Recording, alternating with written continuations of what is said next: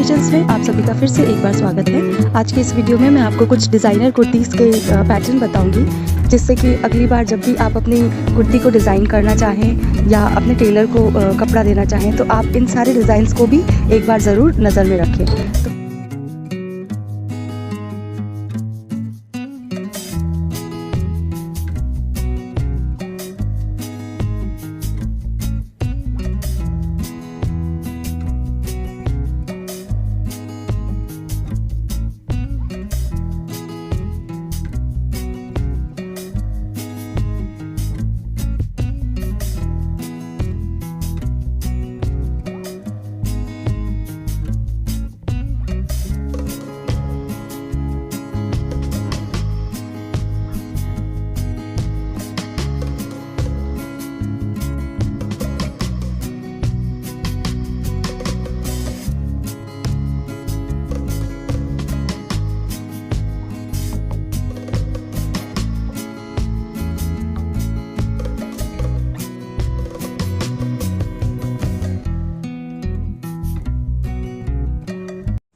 तो फ्रेंड्स, कैसे लगे आज के डिज़ाइंस? आई होप आपको पसंद आए होंगे।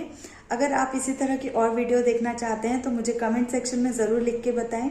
और अगर आज की वीडियो आपको अच्छी लगे तो इसे लाइक ज़रूर कर दीजिएगा, अपने फ्रेंड के साथ भी ज़रूर शेयर कीजिए और चैनल को सब्सक्राइब करना मत भूलिए।